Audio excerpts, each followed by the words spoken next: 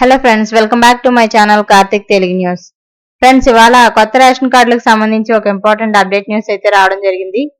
దీని గురించి మరిన్ని విషయాలు ఈ వీడియోలో తెలుసుకుందాం.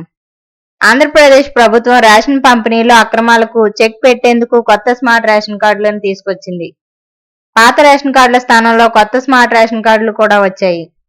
2 నెలలుగా ఈ కార్డులని పంపిణీ చేయడం జరుగుతుంది.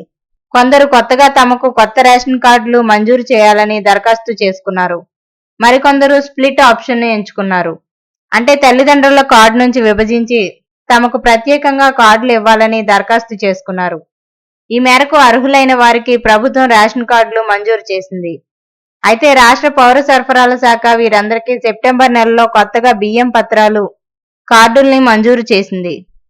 అయితే 2 నెలలు గడిచినా కొత్తగా రేషన్ కార్డులు వచ్చినా లబ్ధిదారులకు పంపిణీ చేయలేదు. స్మార్ట్ రేషన్ కార్డులు వచ్చినా వాటిని పంపిణీ చేయడం జరగలేదు. ఇక దీంతో వారు సరుకులు తీసుకోలేక ఇబ్బంది పడ్డారు. కార్యాలయాల చుట్టూ తిరిగినా సమస్య పరిష్కారం కాలేదు. అయితే కొత్తగా కార్డులు మంజూరైన వారికి లబ్ధిదారులకు వచ్చే నెల నుంచి సరుకులు పంపిణీ చేయనున్నారు.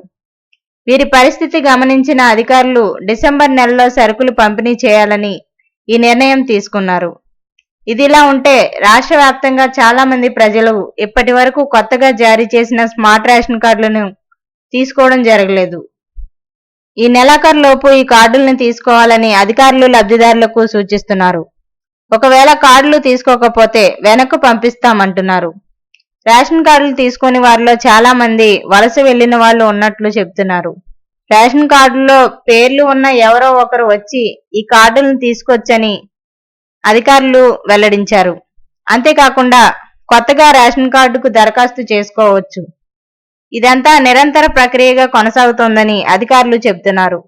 అలాగే రాష్ట్ర వ్యాప్తంగా చాలా మంది రేషన్ కార్డుకు సంబంధించి ఈకేవైసీ ప్రక్రియను కూడా పూర్తి చేయలేదు. వారు కూడా వీలైనంత త్వరగా ఈకేవైసీ పూర్తి చేయాలని అధికారులు స్పష్టం చేశారు.